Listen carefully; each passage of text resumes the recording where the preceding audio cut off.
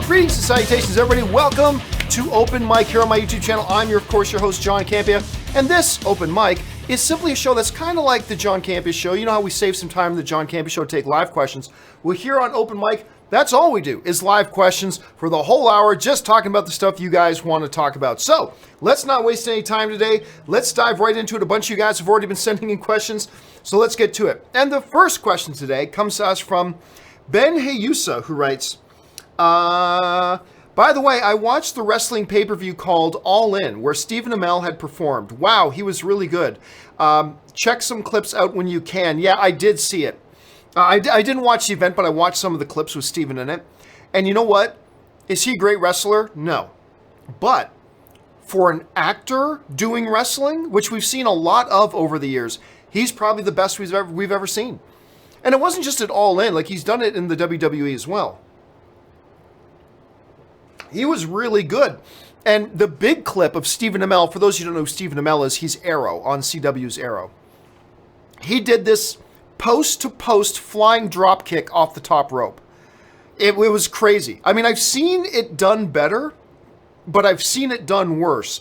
And the fact that he's not even a professional wrestler and he pulled off that move, mad respect. Mad respect to him for that. That was awesome.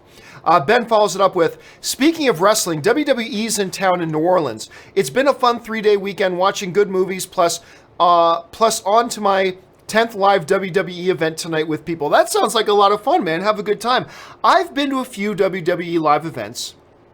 Back in the day, when I lived in Canada, when I was younger, my dad knew the guy who was the owner of the Ontario Junior League hockey team, the London Knights. The OHL team, the London Knights. And they owned an arena in London, Ontario. And when the WWE would come, at the time it was called the WWF, when the WWF would come to town, we'd get to go. And we got to meet some of the guys too. Like I met Coco Beware there. I met Sid Vicious, Bret Hart. There was just a lot of really cool wrestlers there. It was always like Don the Rock Morocco wrestled on the first card I saw there. I remember, wow, that's a name from the past, right? Don the Rock Morocco. Anyway, let's see. Sebastian writes, the IMDb logo in Wreck-It Ralph trailer is hilarious. I don't remember it. I remember it being there, but I don't remember there being anything about it that was unusual or out of the ordinary. I'd have to go back and look at that again, but I'll keep an eye open for that. Julius Goodwin writes, just FYI, Homolka got 12 years for her testimony and showing the authorities where she and Scarborough hid the videotapes they made of their assaults. Okay, so I think you mean Bernardo, not Scarborough. We were talking on the show, on the John Campea Show earlier, about probably the most infamous Canadian murder trial of all time is Paul Bernardo, Carla Homolka, and about how the authorities made a deal with Carla to get her testimony and she only got 12 years. The Canadian public was outraged that she only got 12 years, but the prosecutors felt it was in the country's best interest to make sure that Paul got convicted, because at the time it wasn't 100% guaranteed they were going to be able to convict him. And they thought that the greater injustice was the possibility of Paul Bernardo not getting convicted rather than Carla Homolka gets 12 years. Carla Homolka only getting 12 years was an injustice.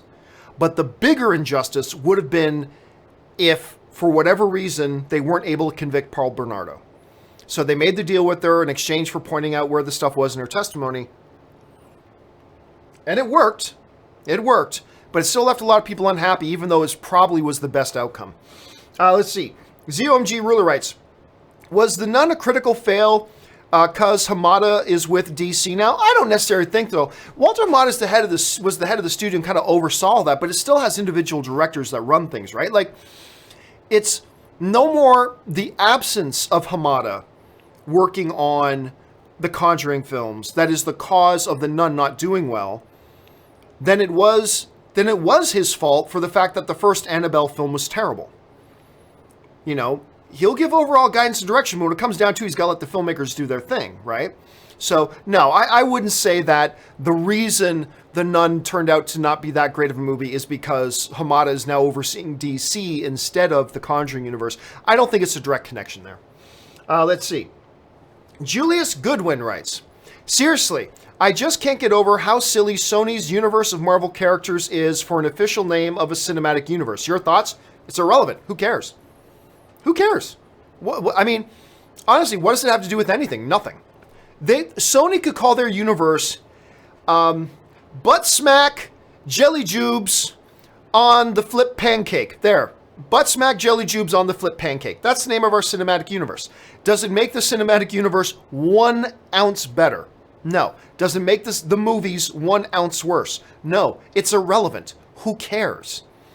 It really doesn't matter at all. I mean, look, is Sony's universe of Marvel characters, is that a great name? No. But DC Extended Universe wasn't a good name either. Who cares? Doesn't matter. It's completely irrelevant and has no bearing on anything. They could have just called their cinematic universe Universe 572B1. There, that's the name of our cinematic universe. Universe 527B1. There we go. Doesn't matter. Doesn't matter. It has no impact, makes no difference. It's not going to be on the posters of the movies. It's not going to be, you don't see the Man of Steel movie with DCEU on the poster. You don't see a poster for Avengers Infinity War, MCU presents. It doesn't say that. Nor will any of these posters say Sony's universe of Marvel characters. So, I mean, is it a good name? No, but it really doesn't matter. It doesn't matter if they came up with the greatest name in the world. It wouldn't make any difference. So, not worth being upset over, Julius. Mike Hill writes, hey, John, do you still keep in touch with Amy Rose? Saw on Facebook earlier her first film will be out in 1 month. Will you watch it? No, actually I don't, which is unfortunate. But she is a universally tremendously talented person in anything she does. Like anything she puts her hand to, she'll do well. She has written and been a creator for a very, very long time. And I have no doubt whatsoever that her film will be amazing. None at all. Stubble McShave, I love that name, writes, that's his name, Sir. That's his name, Sir Asshole, Major Asshole. Oh, it's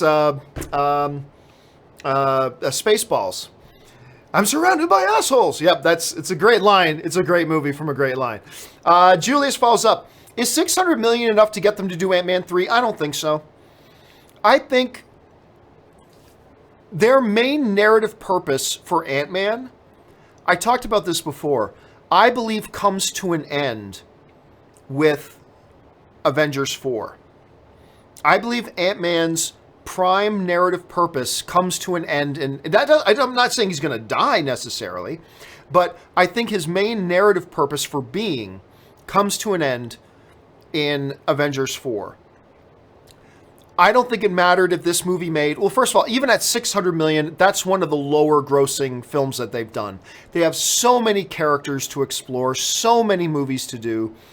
I just don't see Ant-Man being a high priority for them. Now, I want them to, because I love Ant-Man. And I love the way Paul Rudd plays it. I love Evangeline Lilly. I like Michael Douglas in the role. I have a feeling, and I hope I'm wrong, I have a feeling that Ant-Man and Wasp are going to be characters that are used in other MCU movies now rather than their own. Because even at $600 million, while that is an improvement on the last Ant-Man, it's still one of the lower box office Marvel films to date. Not the lowest, no, but one of the lower ones. But again, that's besides the point. I really think he played his narrative purpose out, and I think they're going to move on with other characters. Hopefully I'm wrong. Stubble McShave writes, DH, I knew it. I'm surrounded by, Dark Helmet. I'm surrounded by assholes. I love, like, every moment. Spaceballs is one of those movies that you can literally fast forward to any scene. Close your eyes, press stop, and press play, and there's going to be a scene that you're going to laugh at. And that's just one of those lines that it contributes to that. Dalton Burdett writes, a small moment in Infinity War that I really like is the look on Peter Quill's face when Thor tells him that Xandar has been destroyed. Yeah, and you know what?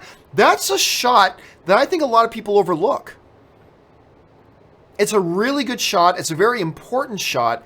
And the weight of it, the way Chris Pratt plays the scene, you could really tell that the weight of what Thor is saying truly hits him and really lands on him.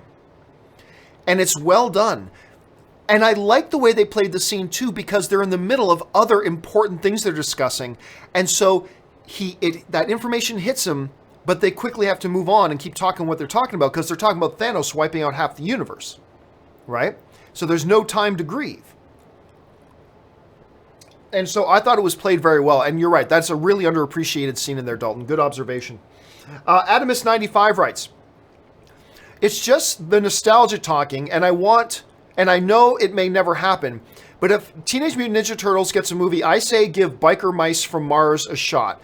Would love it, and Dwayne Johnson has to be Modo. Let's rock and ride. Well, Adamus, you said at the beginning, it's never going to happen. You can't compare Teenage Mutant Ninja Turtles to Biker Mice from Mars. You can't even begin to pretend to compare the popularity and the following that Teenage Mutant Ninja Turtles had with the following that Biker Mice from Mars had.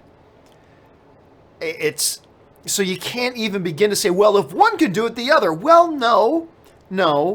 That's kind of like saying, well, if that Mr. Universe bodybuilder can lift that 200-pound rock, this infant from the daycare next door can lift it too. No, two very different things that you can't compare as an apples-to-apples comparison, you're right? I get the having an obscure property that you love. Me, it's Megaforce. So I get having an obscure property you love. For me, it's Megaforce. For you, it's Biker Mice from Mars. And would love to see either a first or another big screen incarnation of it. There's nothing wrong with that. But, I can't go, well, hell, if G.I. Joe can be made today, so can Megaforce. Well, no, you can't really compare the two, per se. As much as I love Megaforce, you can't really compare them. But I get your love for it, because, like I said, I'm with you. I've got a couple of obscure titles that I love, and I would love to see turned into movies. But you're right. You have a very healthy attitude at the beginning, saying you understand it's just the nostalgia. You understand it's never going to happen, and it's not going to happen. And I will never see another Megaforce movie either. But you and I can keep dreaming. We can keep dreaming.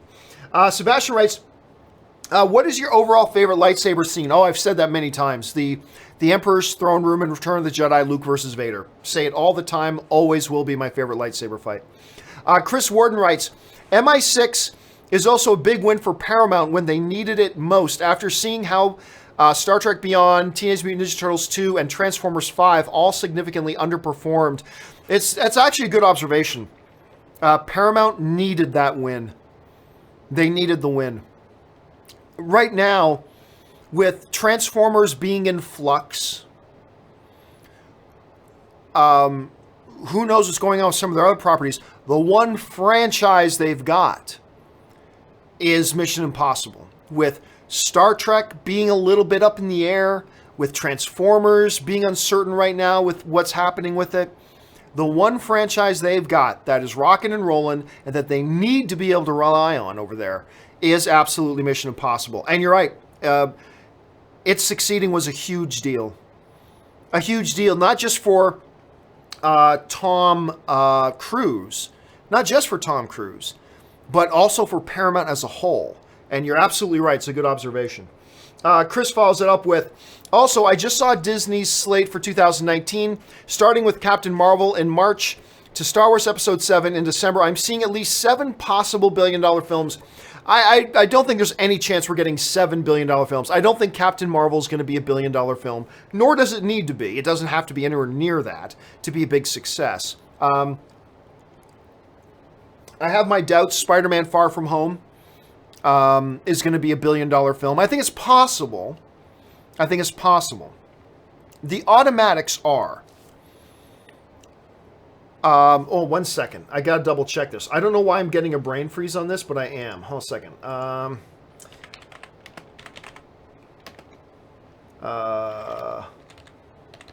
Let's see.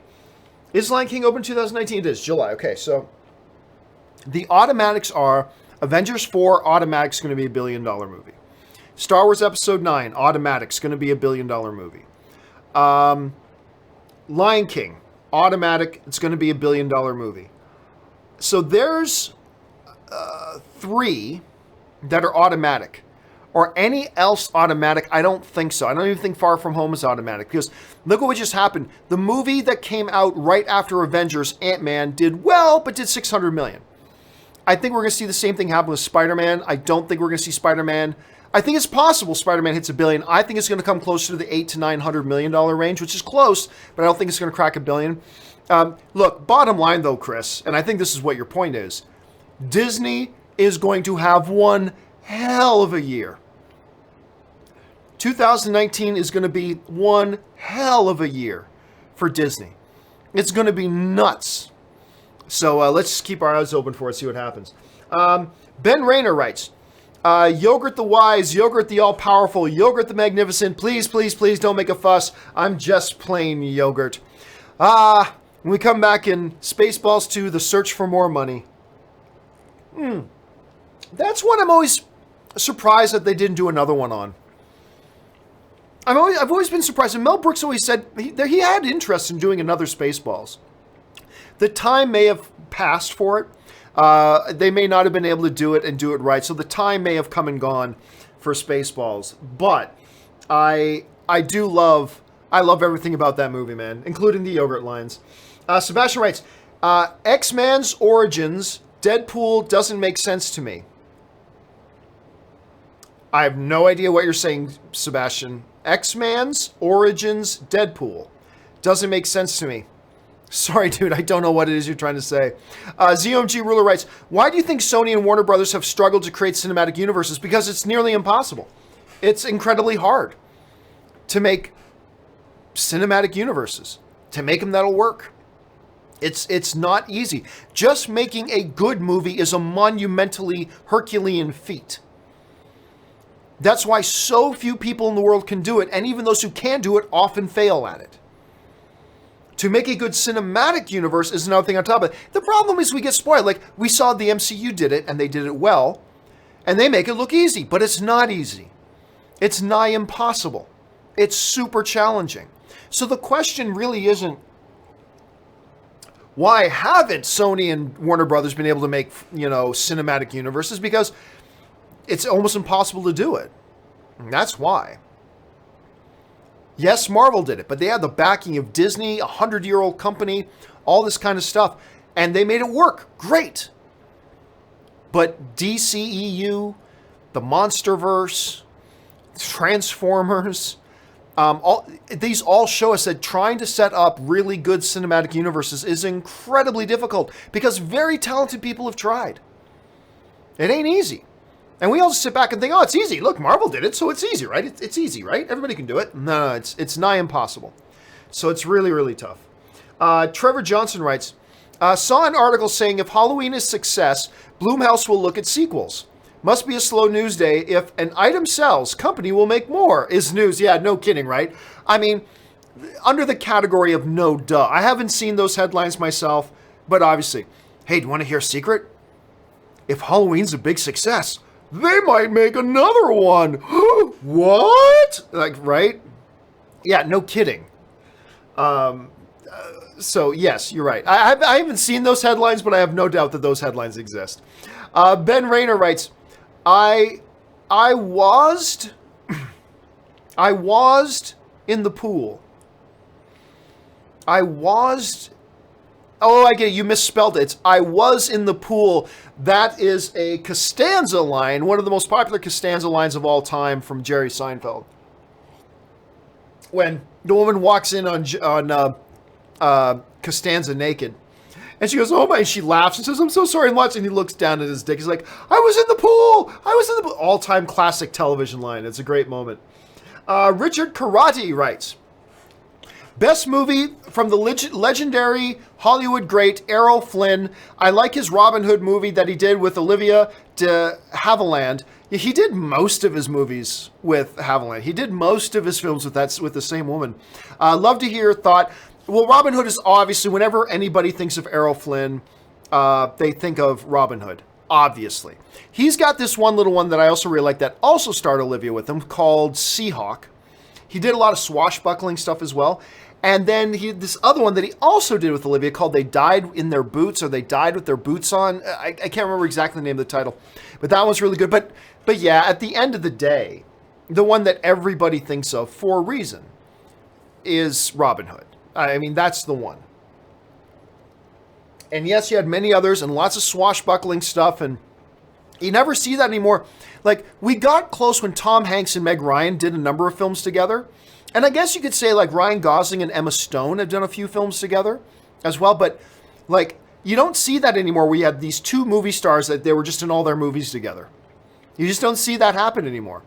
And that was really cool. So he's got a long list of great adventure, swashbuckling, and others. He's got some Western films he's done and all that kind of stuff. But he'll always be known best for the swashbuckler stuff. And specifically, he'll be known for Robin Hood forever and all time.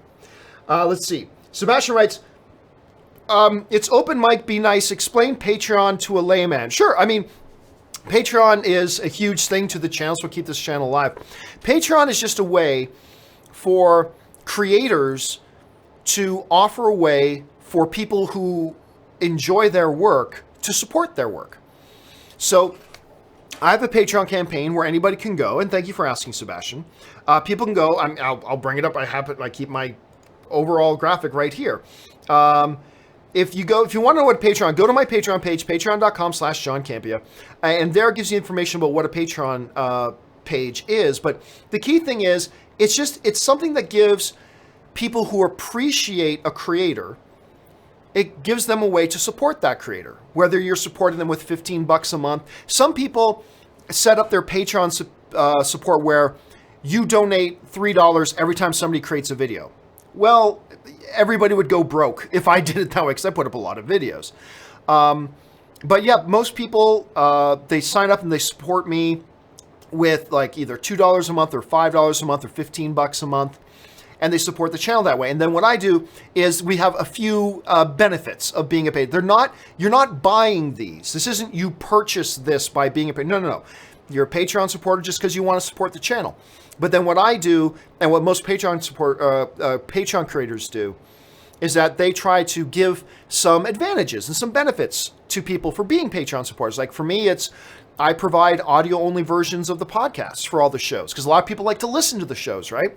So I don't put out a podcast, but I do just for my Patreon supporters. We've also got this great Facebook group that people participate in. I go and do Q&As over there. I put up some behind-the-scenes videos every once in a while for our Patreon supporters, stuff like that. So there are some benefits, but at the heart of it, being a Patreon supporter means, hey, I like this creator's content, and I get to watch it for free, so I want to support this creator, and I'm going to kick in a couple of bucks a month. And that's really what has kept this channel alive. Is that. So a special thank you to all of you guys who are Patreon supporters, and thank you for asking the question, Sebastian. All right. Rodrigo Ortiz writes, I'm a Cowboy fan. Sorry, sir. I'm a Cowboy fan, and wow, yesterday was embarrassing. Dak stinks. Patriots look good, by the way. Patriots did look good, but you know what? Here's the thing. Don't get too wound up about it just yet. The last 3 times the New England Patriots have lost their season opener, they've gone on to the Super Bowl. It's just one game. It's just one game. And by the way, they were playing a pretty good defense. It's the first game of the year. Take a breath. Don't worry about it. Look, even Aaron Rodgers, although they won the game in the first half, he stunk. Aaron Rodgers looked terrible the first half of that game. Don't worry about it. It's the first game. Dak is a very good quarterback. He's got a lot of upside. Just take a breath. Don't worry about it. Now, I am not a Cowboys fan at all. But don't let the first game get you too riled up. And they were playing against a very, very good defense. So give it a few weeks. Give it a few weeks before we panic. Dimsum05 writes, help, I need to be very successful with very little effort. What is your magic formula / button? And what are your top 5 actors that should play X role? Very funny. You know, and those are the questions I get a lot. The questions I always get on the show are, John, what actor should play this role? And it's like, I don't know why anybody asks me that, because I always give the same answer. I don't care. As long as it's a talented actor, I'm totally good. The other one I always get when I go and speak at conventions or whatever, and or I do little seminars on developing your own YouTube channel, always, always, always, John, how do I make money? Or, John, how do I get my first 10,000 subscribers? And everybody's looking for the magic bullet, like that magic button that you press. Oh, just go to this website and sign up and you'll get 50,000 subscribers. Like, no, it's just grueling hard work. Grueling hard work and a bit of luck. I mean, doing YouTube or anything like that is like anything. You can do everything right and not succeed. I mean, that's the reality of life, right? You can do everything right and still not succeed. So what you do is you do everything right to put yourself in a position to succeed. But then it's going to take a little bit of luck. So it's the same thing, but you're right, Dim Sum. I get those questions all the time. Nathan Oswald writes, John, please get Spider-Man PS4. In one word, it's epic. I don't know that I'm going to get it, to be honest with you. I went out to Ray and Ryan's place, and Ryan had just bought the Spider-Man edition PS4. Came with the game and a bunch of extra stuff. It looks great. The game looks great, but he was showing me how to control the game, and it's like, you know what? I'm going to take a pass because I'm not a console gamer. I can't use console controllers. I just don't have any fun using them. I am a mouse and keyboard guy. That's why I do all my gaming on a PC. I find using controllers unintuitive and I just get frustrated and mad and end up throwing the controller across the room because I don't like using them. So I am not a console gamer, even though I have like a Nintendo Switch and I have an Xbox One and all that kind of stuff. I really don't use them. I really don't play. I'm really a PC guy. So I thought about getting Spider-Man, but once I saw how you actually do the game, because I went over and watched it for a bit, I was like, no, I'm not going to waste my money on it. So it looks like a great game, but until they put it out on PC, which I don't think they ever will, I'm probably not going to get a chance to play it. Sebastian writes, FYI, I sent the info you asked for at 12:22 on data. Again, not sure what that means, Sebastian, but I'll keep my eye open for it. Dimsum05 writes, on a serious note, the opening of Infinity War with Kenneth Branagh's distress call is such a chilling way to start the movie. Always gives me chills. Oh, it's great. It's great. Because it literally, by doing that, you are picking up, number one, how great was it that they had Kenneth Branagh do it? The man who directed the first Thor movie. To me, still the best Thor movie. But the man who directed the first Thor movie, to have him come in and do the voice of the distress signal for the Asgardian ship was great. So it's beautiful. It picks right up where Thor Ragnarok left off, at least where the post-credit scene left off, because we're right there in space, right there at the ship. And he's calling out, "We are not a war vessel. We have families on board, blah, shh." And then it goes, like, kind of fizzles out. It's a tremendous way to open the movie, and you're absolutely right, Dim Sum. It was a great way to start, and it really sets the tone for the film. I just love that. Nathan Oswald writes, Halloween now at 81% on Rotten Tomatoes. Yeah, it was, when I first checked, it was at 86. Then it went all the way down to 76. And then it climbed back up to 80, and now apparently it's at 81. You know, let me look it up right now. Halloween 2018... Rotten Tomatoes. All right, right now, as we speak, it is still, sitting at 81%, which is very solid. That's a very, very solid score for a movie. I think anybody who's been looking forward to this movie should look at that and feel encouraged, for sure. Shane, oops. Where do we go? Okay,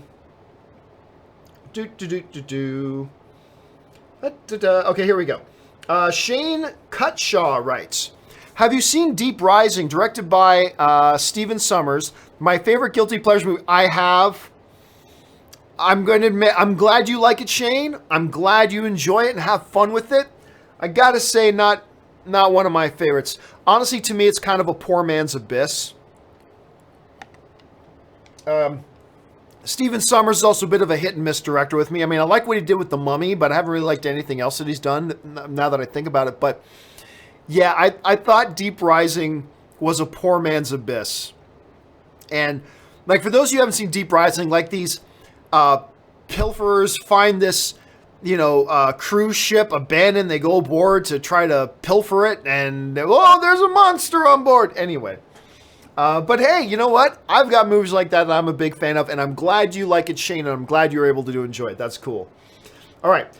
Sebastian writes, Is Yoda a warrior or scholar in your opinion? Well, if you were to ask him, it really seems he's more of a teacher. He's more of a scholar. He sees himself primarily as a teacher. So if you were to ask Yoda, I think that's what he would say. Dakota Barber writes, love Charlie Cox as Daredevil. Can't wait for season 3. Oh, I love him as Daredevil too. He's great. I love him even more in Stardust. If you guys still haven't seen Stardust, Charlie Cox, Claire Danes, Robert De Niro, Michelle Pfeiffer, who am I forgetting there? Henry Cavill is in there. Magnificent movie. It is the new, I've often called it the new Princess Bride. So if you like Charlie Cox, make sure you check out Stardust. To me, it's the new Princess Bride. Not as good as Princess Bride. Nothing will ever be, but it is the new Princess Bride to me, and I adore that film. Alex Von Gollum writes, hey, John, I was able to see First Man at TIFF. Oh, that's awesome. Well done. It was awesome. The cinematography, screenplay, and the performances of Ryan and Claire were astounding. What a great experience seeing a movie at TIFF is. Yeah, I haven't seen a movie at the TIFF, by the way, is the Toronto International Film Festival. Probably the most important film festival in the world now. I mean, really, at the end of the day, it's probably the most important film festival in the world now. And it's definitely the one everybody wants to go to. Anyway, it's been a long time, my friend, since I've been to a Toronto Film Festival screening. It's been a long time, but it's great. The atmosphere of the Toronto International Film Festival is wonderful. It's like second to none. It really is. It is the best film festival in the world. And the fact that you got to see First Man, first Damien Chazelle, the guy who directed it, on such a role, Whiplash, La La Land. Now he's got this. It looks amazing. Critical response has been very good so far. Hearing that you saw it, first of all, I'm very jealous that you had a chance to see it. And I've been really curious to see Claire Foy do more stuff. She's that girl in the Spider's Web she's got coming out. She's the new Lisbeth in the Girl with the Dragon Tattoo series. She looks awesome. She looks nothing like the Queen that she plays in The Queen. But I've been very curious to see her in this. Seeing her act alongside Ryan Gosling. Looks spectacular. Cannot wait. I'm glad you saw it, Alex, and I'm glad you liked it. Thanks for sharing, man. Let's see. Alex Kahn writes, hey, I have an odd idea. I know Tom Hanks is playing Mr. Rogers. I like it, but I always said I think Joaquin Phoenix would be a great Mr. Rogers based on the innocence and performance in her. Well, let's put it this way, Alex. Like anybody who suggests, what do you think about this actor playing this role? Hey, as long as they're a good actor. Joaquin Phoenix is one of the world's greatest actors. So would I have been down with the idea of Joaquin Phoenix playing Mr. Rogers? Sure. There's about 25 actors I would have been totally cool with playing Mr. Rogers. There is something oddly fitting about Tom Hanks playing the role, though. Because I kind of think of Tom Hanks as the Hollywood version of Mr. Rogers in many ways. In many ways, I kind of think of him as a certain incarnation of Mr. Rogers, you know? Now, don't get me wrong. If it had been Joaquin Phoenix, that would have been great. If it had been Jake Gyllenhaal, that would have been great. If it had been Leonardo DiCaprio, that would have been great. If it had been Brad Pitt, that would have been great. If it was Brad Pitt, that would have been great. All of them would be great. But there's something to me oddly appropriate about the man that I kind of see as being the new incarnation of Mr. Rogers, Tom Hanks, playing the role. But I mean, hey man, you're not wrong. If Joaquin Phoenix had played the role, he would have crushed it. Absolutely. There are many actors who would have, but certainly he's one of the guys that would have crushed it for sure. Let's see. Julius Goodwin writes, RDJ has an amazing song voice. YouTube it. I don't think I've ever heard him sing. I will have to look that up. Thanks for sharing that, Julius. Marv Diesel writes, hey, Gio, just wanted to put some people down on one of my favorite yet sometimes underrated actors like Richard Jenkins. Oh, Richard Jenkins is so good. Albert Finney, people, Google him. This man has amazing range. He is amazing, but he's not in a lot. He's not in a lot anymore. And though, I mean, what was the last one I saw him in? It wasn't that, no. Although he was awesome in Aaron Brockovich, but that's not the last one he did. Oh, that's right. He was Skyfall. That was the last time we saw it. Was in Skyfall. He was so good in that. He did Bourne stuff. What were some of the other ones that he did? Ocean's 12, Big Fish, Traffic. He was very good in Traffic. So unless we're talking about a different person, but sorry, you brought up Richard Jenkins. I loved Richard Jenkins. I know you're trying to talk about Albert Finney, but let's talk Richard Jenkins for a second. The guy is in one of my all-time favorite comedies. He can do comedy so well. He's the dad in Step Brothers. But then he can do heavy, serious drama. And then he can do something really weird like Shape of Water. Correct me if I'm wrong, but I believe he got a Best Supporting Actor nomination for that. Did he not? Anyway, yeah, Richard Jenkins, Albert Finney, some marvelous actors out there who do never get the credit they deserve. Thanks for bringing that up, Marv. Ivan Prito writes, if a movie sucks, ultimately, whose fault is it? The director, the writers, or the producers? Well, the reality is, if a movie's bad, there's a lot of blame to go around. If a movie's great, there's a lot of blame to go around. It's not a matter of ultimately whose fault is it. There's a lot of blame that goes around. There's a lot of moving parts when it comes to a movie. That being said, I have always said and I have always believed that not only, but the main person in the hot seat is the director. You know, if the director gets a bad script, do something to it. Send it back to the writers. Tell them what you need changed. If you don't have that ability, then do the best you can with it. But ultimately, nobody will have more influence over how good a movie is than the director. Again, there is nobody that takes all the blame or all the credit. There's nobody that takes all the blame or all the credit. There's lots of credit that needs to go around when it's good. There's lots of blame to go around when it's bad. If you're asking for, but ultimately, who takes most credit or responsibility, it needs to be the director. They're the ones who have the most power in that situation to affect the outcome of the movie. But Joe, what about when the studios interfere? Yeah. Even when the studios interfere. Like a lot of people say, you can't blame Sam Raimi for what happened with Spider-Man 3 because the studio made him put in Venom. Then make a good movie with Venom. But he didn't want to have Venom in it. Well, he had to have Venom in it. That's what happens. The producers tell you what they want in their movie. You have to do it. If the producers went to Sam Raimi and said, you got to have Venom in this movie, okay, roll up your sleeves and make a good movie with Venom in it. Now, it's not that easy, but that's your job. That's why you get paid the big bucks. You know, Joss Whedon wanted to have the Wasp in Avengers, and he didn't want to have Black Widow. Producer came to him, Kevin Feige, and said, nope, take out the Wasp, and you have to keep in Black Widow. But I want to have the Wasp, and I don't want to have Black Widow. Tough. Put back in Black Widow, and take out the Wasp. All right, so what's Joss Whedon going to do? Cry about it? Or is he going to go, well, my job as the director now is to take that and make the best movie I can out of it. And he made what is, in my opinion, the greatest comic book movie of all time. So, again, ultimately, it never comes down to one person. Plenty of blame, plenty of credit to go around to everybody. But the most responsible person for success or failure is quality-wise of a film. We're not talking about how much it makes at the box office. We're talking about quality-wise. It comes down to the director. Dakota Barber writes, thoughts on D'Onofrio as Frisk? Scary good. Oh, I mean, that's like to me, that's like asking, hey, what are your thoughts on Marlon Brando in The Godfather? Well, amazing, obviously. Obviously tremendous and amazing and fantastic, and will run out of words to say Vincent D'Onofrio rules as Kingpin. His performance as Kingpin is about 20% of the reason why that show, I believe, is so good. And he just brings something to that character that's such an intangible. It's amazing. But yeah, he's magnificent in the role.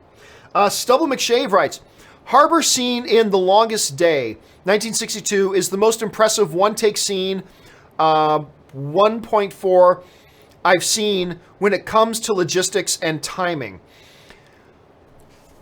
Is that the one where they start on the Hollywood lot? Try to remember. As far as the ultimate all-in-one take movie, though, hold on a second. There's this movie, Russian Ark. I believe that's the one.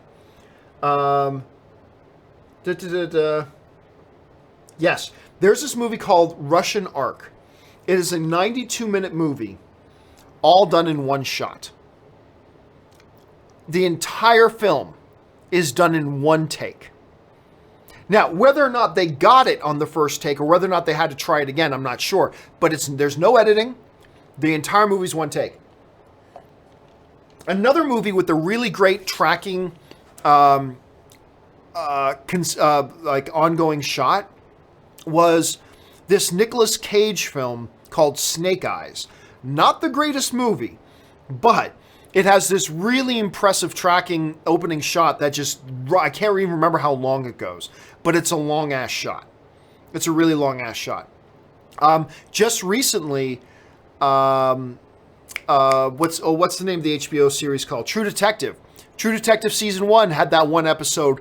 Remember where it's the gunfight going on and they're running into the houses? That had that one big, long, consistent tracking shot. Children of Men had that great, iconic, long, uncut tracking shot that went from in the building with bombs going off and down the stairs and out in the streets and blah, blah, blah. It was just really impressive.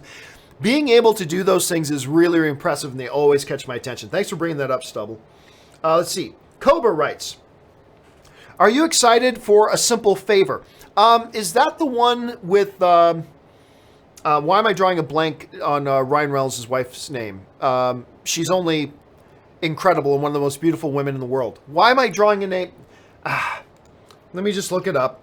I think A Simple Favor. Let me just make sure it's the right movie I'm thinking about. Yes, Blake Lively and Anna Kendrick. Yes, I am looking forward to that. I think it looks really good, and I love Blake Lively. I've been a Blake Lively fan for a long time, and Anna Kendrick is magnificent. I love her. Not ever since Twilight, but ever since Up in the Air, which I believe she got an Academy Award nomination for Up in the Air, that she did with George Clooney. Loved her in that. And I've been a big fan of hers ever since. I think she's terrific. So yes, I'm very much looking forward to it. I've really liked the trailers. I find it really intriguing. There's great tension in it, so fingers crossed. All right. Angry Irish Benjamin. I love that name. You want answers? I think I'm entitled. You want answers? I want the truth. You can't handle the truth. Jack Nicholson, Tom Cruise, and A Few Good Men. Demi Moore over there on the side just for good measure. You know, we were talking this morning, Benjamin, about, you know, the fact that Mission Impossible Fallout is now the highest grossing film of Tom Cruise's illustrious career. The highest grossing film of his career.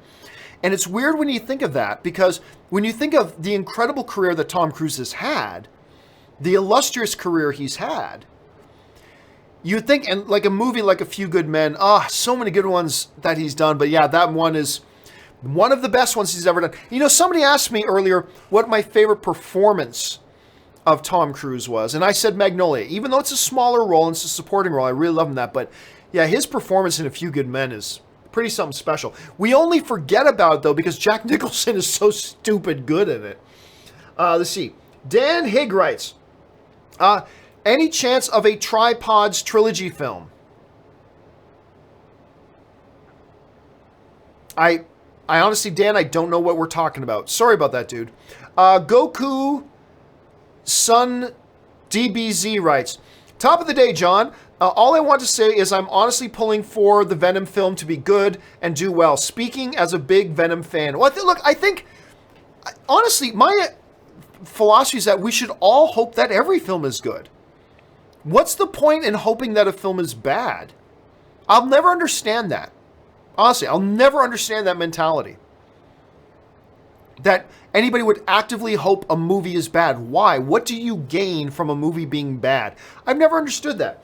Now, I have added reason to cheer for it.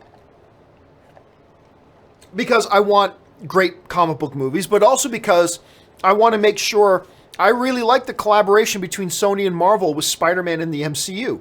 I would like him to stay there. And if Venom fails, I think Sony's going to take Spider-Man back because they're going to think, oh, well, we tried making the comic book movies without Spider-Man, didn't work. Better bring Spider-Man back. Because anybody, you can deny it all you want. That's what's going to happen.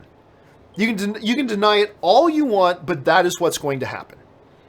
Sony wants in the movie franchise superhero business. If they can't make it work with Venom, they're going to go, huh, you know, when we had Spider-Man, every single Spider-Man movie we ever made, none of them made under $700 million. We're just talking about how big and successful Ant-Man is, that just because it crocked $600 million. Not a single Spider-Man movie ever did under $700 million. So you can deny it all you want, you can stick your head in the sand and pretend like the sky ain't falling, but I'm telling you, if Venom fails, Sony's going to take the character back. And then I read a bunch of people going, oh, they can't because the fans will revolt. No, they won't.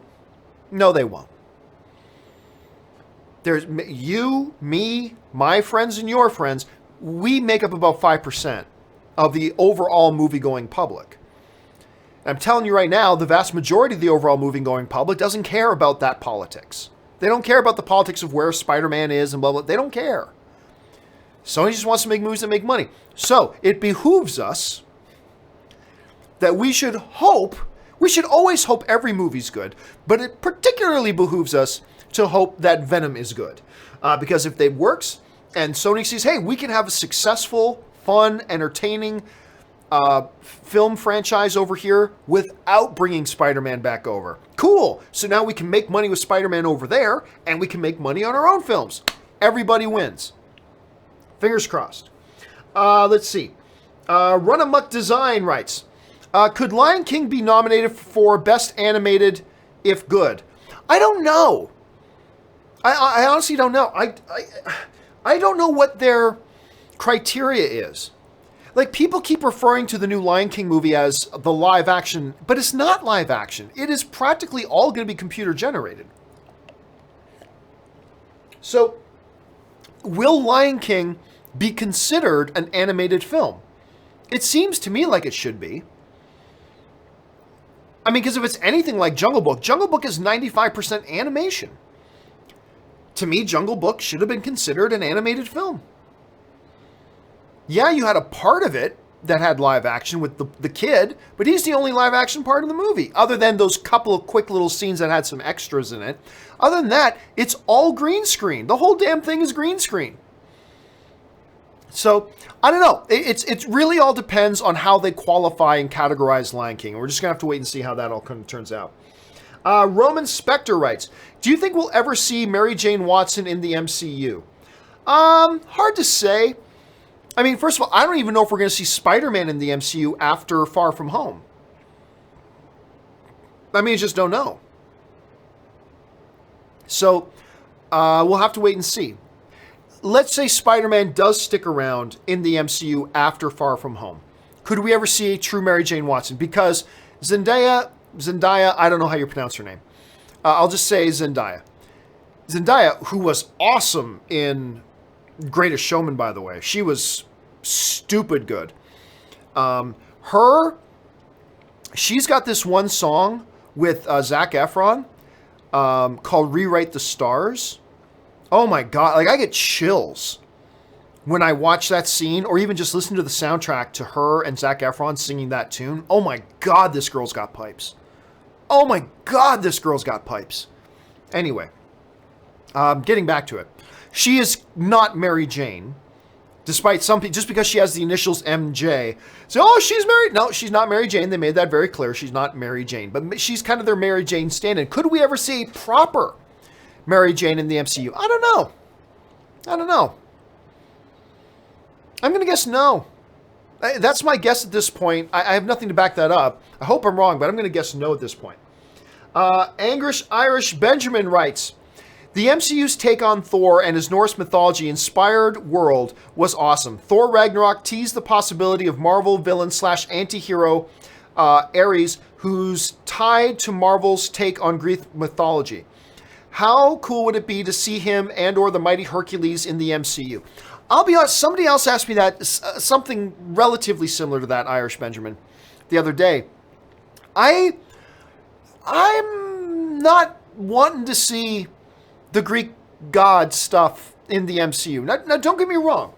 If they decided to do it, I'm sure they would do it well, and I'm sure I'd get on board for it.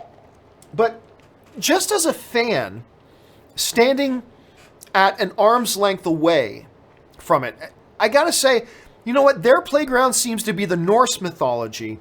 Just go with that, is what I would say. Like, if Kevin Feige called me up and said, Campea, I need your advice, man, which you know Kevin Feige does all the time. He's constantly calling me up asking for my advice. Obviously never. But if Kevin Feige were to ever call me and ask for my advice, I would say, you know what? You got Wonder Woman doing the Greek mythology thing. Just focus on the Norse mythology thing. If you want to get into any of the traditional mythologies, traditional real world mythologies, stick to the Norse ones. No point in overlapping the Greek ones with the Norse ones and all that kind of stuff. Let God of War do that. No need for you to do it in the MCU. So honestly, my thoughts would just be, just leave it. You know, with Thor and Hulk, we've already got kind of a Hercules character there anyway. There are also so many other Marvel characters to do. Now, again, if they were to announce tomorrow that they were going to do, Hercules, an MCU version of Hercules, fine. I'll get on board with it. I will, because it's Marvel and they're doing a great job, and I'm sure they would kick it. I'm sure they would completely crush it and knock it out of the park. So I would get on board. I'm just saying, from an arm's length away, I'm only speaking for myself, not for anybody else. From an arm's length away as a fan, I don't see that being a good move. I don't see that being a smart move. You've already got one realm of godlike mythologies doing the Norse thing. To just convolute that by now also bringing in Greek gods when you got DC already kind of doing the Greek god thing on the big screen, it seems like a mistake. I mean, maybe not. I mean, maybe they do a Hercules film and it makes $1 billion and becomes super popular and all. I mean, maybe. And hey, look, there's upside to doing that as well. I just, right now, as an individual fan, and that's all I'm speaking as an individual fan. As an individual fan, it just doesn't make much sense to me right now. You already decided to delve into one kind of area of human god mythologies. Do you really want to cross-pollinate it with yet another one when DC is doing the same thing? Or I just don't know. So when you say how cool it would be to see him and the mighty Hercules in the MCU, honestly, for me, not very cool. I think kind of convoluted and a little bit lazy. But then again, it's Kevin Feige in the MCU. If they were to do it, I'm sure they would find a great way to do it. I'm just saying, for me, it's not something I would look for. But, Benjamin, I guarantee you, you are not alone in that assessment. I guarantee you there are thousands of people watching this video that when they hear you say that, they're going, damn right. I mean, so there's going to be a lot of people that would agree with you. I just happen to not on that one. But that's just me. Let's see what they do in the near future. They said they've got a lot of new movies coming, so maybe a Hercules will be one of them. Never know. Josh DeRose writes, earlier said that more tangible, realistic injuries terrify you. Oh, yep, they sure do. How hard did you cringe when Sam slowly peeled off Jonah's, grayscale in Game of Thrones? Well, yes, it was painful, but that's a fictitious disease. You know what I mean? In a fictitious world. So I didn't feel it. You know what I mean? I didn't feel it like I feel somebody getting their finger snapped back. Because I can totally relate to that. How many times have we caught our fingers on something and just thought we were this close and getting our fingers snapped in half? Or Emily Blunt walking down the stairs in A Quiet Place and stepping on a nail. In a movie with alien monsters from outer space that have wiped out most of humanity, the part that terrified me and made me shiver in my chair the most was a woman walking down the stairs and stepping on a nail. And that's the part that freaked me out the most. I definitely felt for Jorah the Explorer, in that scene, forever cursed to the friend zone. Poor Jorah. Man, he's gone through some crap in that show. Anyway, it was definitely an agonizing scene to watch, but again, because it's a fictitious disease, it it didn't quite hit me nearly as much as like saying some gangster torture scene where they peel a guy's thumbnail off. The thought of that just, I can't even think about it. I can't even think about it. It would just, can't even think about it. It just disturbs me way too much. Let's see. Goku, Sun DBZ writes, so far the Conjuring cinematic universe is working. Yeah, it is. Look, it's a little hit and miss. It's a little hit and miss. Conjuring 1, hit. Conjuring 2, hit. Annabelle Creation, hit. First Annabelle, not so much. The Nun, not so much. But I will agree with your assessment, Goku. When you stand back, yeah, it's a little bit hit and miss, but overall, I think the Conjuring universe is working. But even there, with the universe that is working, it's a little bit hit and miss. The first Annabelle was actually quite bad, and The Nun isn't a winner in my opinion, even though it's doing very well at the box office. So even it, one that's working, is a little bit hit and miss. So it kind of goes to prove the point, I guess.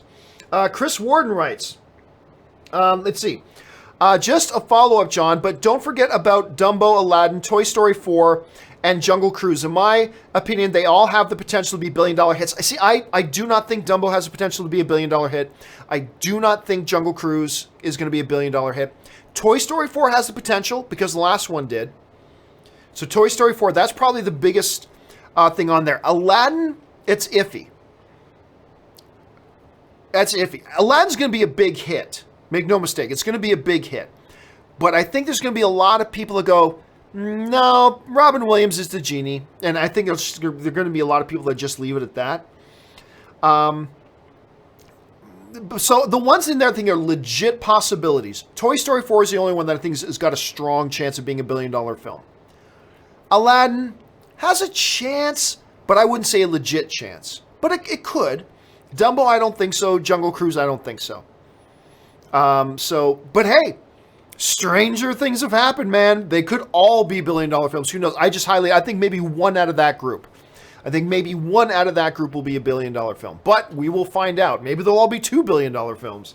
Ian Nguyendu writes, how will Aunt May be affected from the snap? Don't know.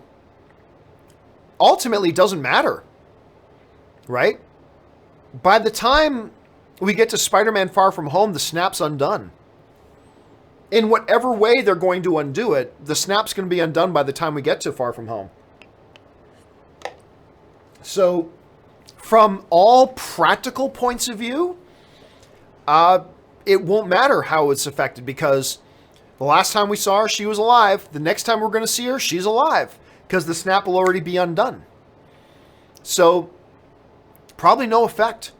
No one's told me that. I'm just speculating as a fan. I'm just speculating. But my speculation is it's Aunt May's experience with the snap will probably never be mentioned. I'm just guessing, but we'll have to wait and see.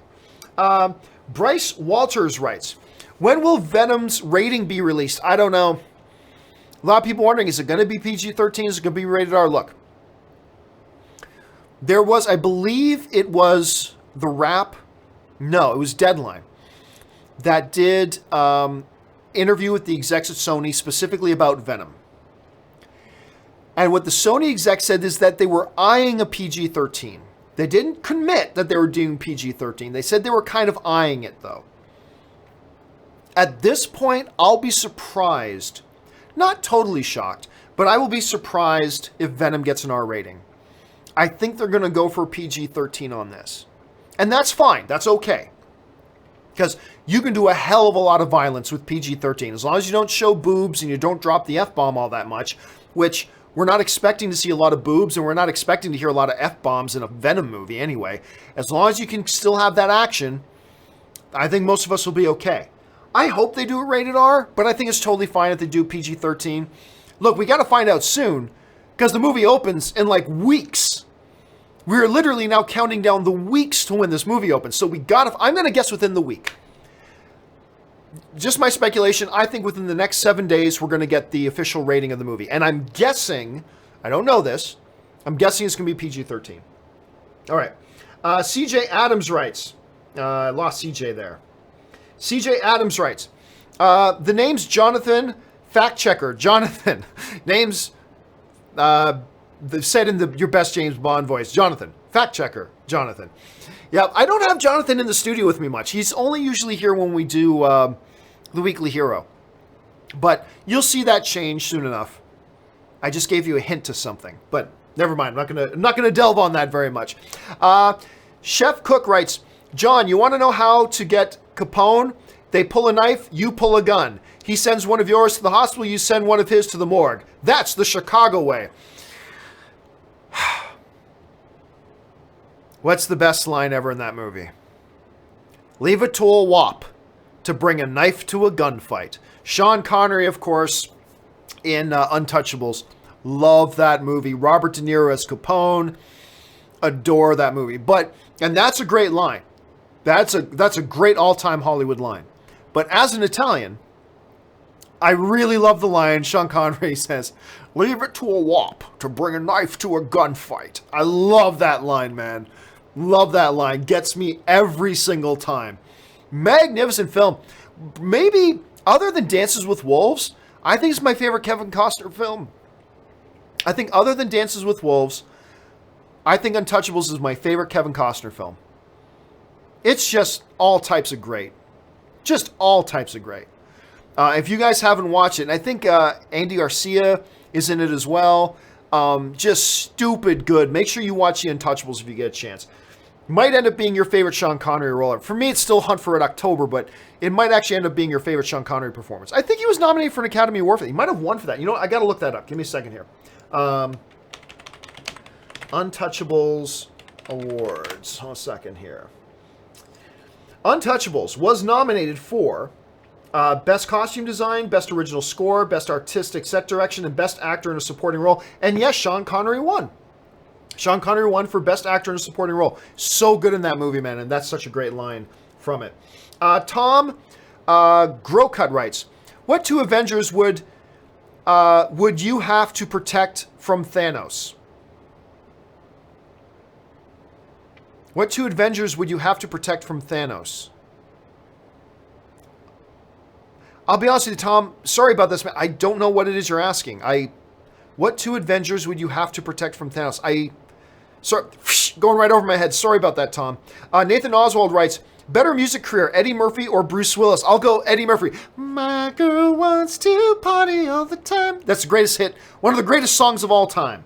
So I'm going to go with Eddie Murphy on that one. Oh, gosh, we've already gone overtime. I'm just going to race through the last few ones here, guys. Watcher Magician writes, next 3 new Marvel characters to get solo films. Oh, no idea. No, I'm not even going to guess. Not even going to guess. It's, a studio that does Captain Marvel films and Guardians of the Galaxy and Ant-Man, they could be anybody. You could really be anybody at all. So, honestly, dude, I wouldn't even know how to venture a guess at it. Brett Buckles writes, have you ever seen Lego Droids, Tales, or Yoda Chemicals? They are really fun and funny and worth watching if you haven't. Dude, I've never even heard of those things. Lego Droid Tales, never heard of it. Yoda Chemicals, never heard of it. So I'll keep my eye open for them. Learn something new every day, but I can't comment because, yeah, I've never even heard of those. Roman Spector writes, is Elektra alive or no? Oh, yeah, she's alive. Oh, yeah, for sure she's alive. No doubt about it. Zero doubt about it. That she survives along with Daredevil. Her and Daredevil both survived the end of the Defenders. No doubt. I have very, very little doubt about that. So I'll take the yes on that. Cobra writes, Godzilla and Kong universe is working to a degree, but a lot of people were not happy with Godzilla, the first Godzilla. And not everybody loved Kong. Hold on a second. Let me just bring up Kong here. Kong, I believe, Skull Island. Oops. Sorry about that.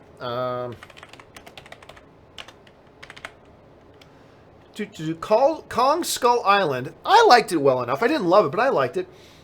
It had 75% Rotten Tomato rating. That's not bad, actually. That's not bad. The Godzilla one, with Aaron Taylor Johnson, was right up close to that 74. Not bad, but I know a lot of people had issues with the movies. You know what? I'll concede the point, Koba. I'll say, yeah, they're working. I don't know if I'd say they're working great, maybe Godzilla King of the Monsters can turn that around and turn it from, yeah, they're getting by, to being awesome. Maybe it can do that. But it is just 2 films in so far. So I don't even know if I would try to evaluate after 2 films. Let's get Godzilla King of the Monsters in theaters.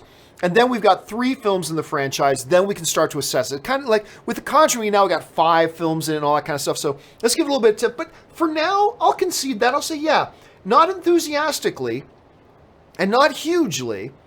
But I'll say, okay, it's fair to say that it's working so far. Not working great, not firing on all cylinders, but working. Neon Brim X writes, Ritual of Chud in Chapter 2, your thoughts? No idea what we're talking about. Sorry. Polish Pudding writes, just watched Dark City first time. Matrix overshadowed. Matrix overshadowed. Oh man, I'm getting hit with a couple today. They're going over my head. I'm not sure what it is we're talking about. Sorry about that, Polish Pudding. Ben Arena writes, I'm out there, Jerry, and loving every minute of it. Right again from Seinfeld, which is awesome. And finally, the final question today. Brett Buckles writes, sorry, Yoda Chronicles and Droid Tales. Totally worth the watch. I promise you will be impressed. I promise. Again, I've never even heard of them, which is weird, but I will go and take a look. I'll see if I'm not going to commit to sitting down and using my time to watch them, but I'll at least look it up on YouTube and see what it is we're talking about here, so I can at least know and put them on my radar. So thank you for putting those on my radar, Brett. All right, guys, that will do it for today's installment of Open Mic. Thank you guys so much for being here with me today. Don't forget, tomorrow morning, the John Campea Show is back. We've already got a bunch of topics we've got lined up that we're going to be talking about tomorrow. I'm very excited about it. Make sure you guys join us then at 9 a.m. Pacific Standard Time. That's 12 p.m. Eastern Standard Time. Make sure you guys join us then. That'll do it for me for now, guys. Thanks so much for joining us. My name's John Campea, and until next time, bye-bye.